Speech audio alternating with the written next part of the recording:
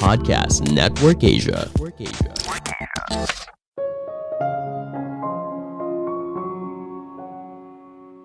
Apakah kamu tahu siapa diri kamu yang sebenarnya? Mungkin saja itu hanyalah sebuah trik dari pikiran. Halo semuanya, nama saya Michael. Selamat datang di podcast saya, Sikutu Buku. Kali ini saya akan bahas buku The Ego Trick karya Julian Baggini. Sebelum kita mulai, buat kalian yang mau support podcast ini agar terus berkarya, caranya gampang banget. Kalian cukup klik follow. Dukungan kalian membantu banget supaya kita bisa rutin posting dan bersama-sama belajar di podcast ini. Buku ini membahas soal siapa sih diri kita sebenarnya. Apakah kamu orang yang sama 15 tahun lagi, 10 tahun lagi, atau bahkan 5 tahun lagi? Bagaimana dengan 15, 10, dan 5 menit yang lalu? Siapa dirimu yang sebenarnya? Apa yang membuat kamu menjadi seperti sekarang? Pertanyaan inilah yang berkutat di kepala penulis. Melalui kisah nyata soal memori yang hilang, gangguan kepribadian, dan masih banyak lagi, penulis berusaha mencari tahu apa jawabannya. Saya merangkumnya menjadi 3 hal penting dari buku ini. Pertama, diri manusia adalah bagian dari sebuah trik. Mungkin sebagai manusia, kita takut akan kematian kita sendiri. Ketika saatnya kita berhenti bernafas dan boleh dibilang kematian sebagai tanda berakhirnya identitas yang kita miliki. Tapi bagaimana jika identitas tersebut hanyalah sebuah ilusi semata? Kenyataannya, diri kita adalah trik yang dibuat oleh pikiran. Pada abad ke-18, filsuf David Hume mengembangkan sebuah ide kalau ego atau diri kita adalah entitas yang tidak stabil. Pikiran kita selalu berubah karena merupakan gabungan dari gagasan, pikiran, dan emosi yang datang dan pergi. Untuk menguji teorinya, David berlatih introspeksi, mencari bukti bahwa subjek atau diri yang konstan ada secara independen dari emosinya. Dia menemukan kalau rasa di dalam dirinya selalu muncul apabila berkaitan dengan sensasi atau emosi, seperti dingin, panas, terang, gelap, takut, gembira, cinta, dan berani. David menyadari bahwa dia tidak mampu mengalami dirinya sendiri dengan cara lain. Alhasil, David menyimpulkan bahwa tidak ada diri. Ilusi ini muncul dari rangkaian pengalaman dan emosi yang tampaknya terhubung dalam kesadaran, meskipun pada dasarnya terpisah-pisah.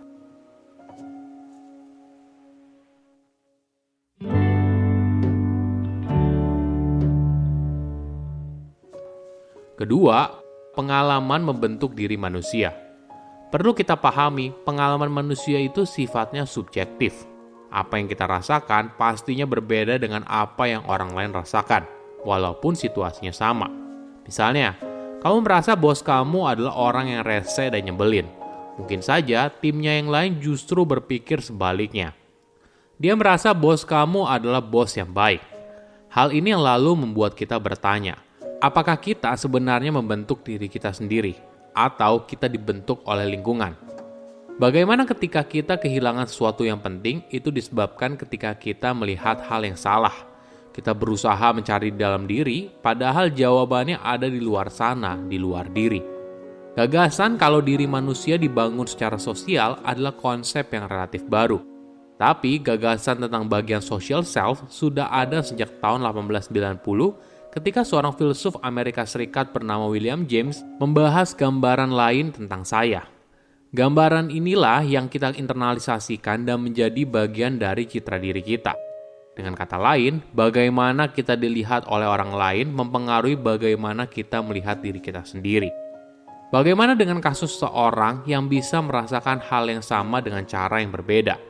Pada tahun 1990, Robert Ben Oxnam didiagnosa dissociative identity disorder, atau kata lainnya adalah kepribadian ganda. Hal ini seperti ada beberapa kepribadian di dalam otaknya di waktu yang berbeda. Kadang kepribadian Oxnam yang muncul adalah karakter yang nakal bernama Bobby, yang gemar bergurau dan bermain roller skating. Di momen lain, otak Oxnam berpindah ke kepribadian yang lain, bernama Tommy, yang mudah marah dan tantrum. Tidak hanya itu, ketika diteliti lebih jauh, ternyata ada 11 kepribadian ganda di dalam diri Oxnam. Sebelum dia didiagnosa kepribadian ganda, Oxnam menjalani kehidupan profesional yang cukup baik dan memiliki karir akademik yang sukses. Namun pada tahun 1990, dia mulai mengalami blackout atau hilang kesadaran dalam waktu yang lebih panjang. Inilah yang membuat Oxnam mulai menjalani terapi. Di salah satu sesinya, ahli kesehatan menyaksikan sendiri bagaimana satu kepribadian muncul satu persatu.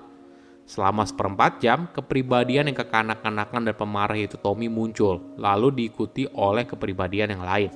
Ternyata, masing-masing kepribadian tidak sadar kalau ada dirinya yang lain. Ketika Oxnam berpindah kepribadian, dia lupa apa yang dia katakan atau lakukan. Kasus yang dialami Oxnam biasanya berasal dari kekerasan yang dialaminya saat kecil. Ketika anak-anak mengalami trauma, entah fisik, seksual, atau emosional, maka mereka kesulitan memahami apa yang terjadi pada diri mereka. Sebagai mekanisme pertahanan diri, otak mereka menciptakan semesta alternatif di mana orang lain yang merasakan trauma tersebut, bukan dirinya. Perlahan-lahan, Oxnam mulai belajar untuk menerima masa lalunya dan berhasil mengurangi jumlah kepribadiannya menjadi hanya 3.